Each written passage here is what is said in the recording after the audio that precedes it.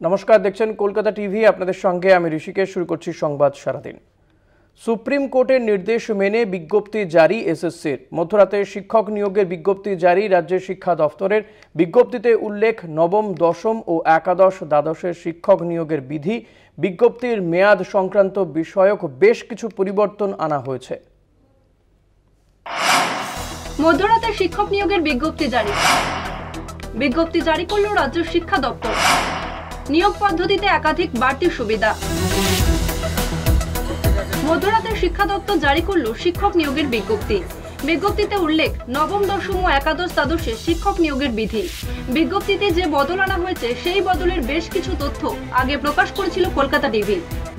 নিয়োগের নিয়মাবলী: লিখিত পরীক্ষার শিক্ষাগত যোগ্যতা, শিক্ষকতার অভিজ্ঞতা, ইন্টারভিউ, ক্লাস করানোর ক্ষমতার উপর তৈরি হবে প্যানেল।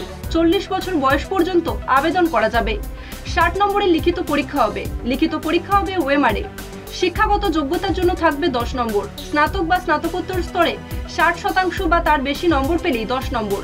50 থেকে 60% মধ্যে নম্বর পেলে 8 নম্বর। 50% কম পেলে 6 নম্বর দেওয়া হবে।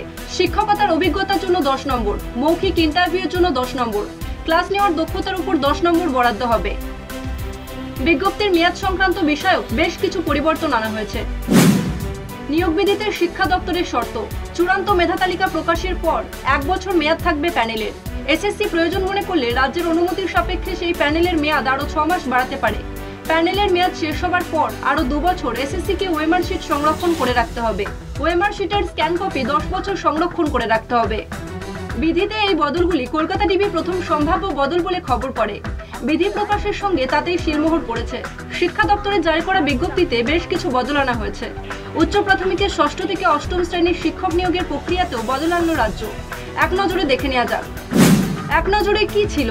উচ্চ প্রাথমিকের জন্য টেট পাস বাধ্যতামূলক। এক নজরে কি বদল হলো? টেটের প্রাপ্ত নম্বরের সর্বাধিক গুরুত্ব থাকবে 40 নম্বরের।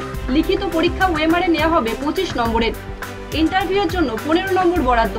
ক্লাস নেওয়ার ক্ষমতার উপর 5 নম্বর ও শিক্ষকতার অভিজ্ঞতা থাকলে 5 নম্বর বরাদ্দ হবে।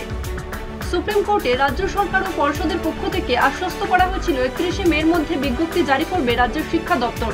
সেই মতোই মধ্যরাতে বিজ্ঞপ্তি জারি করল রাজ্যের শিক্ষা দপ্তর। কলকাতা টিভি।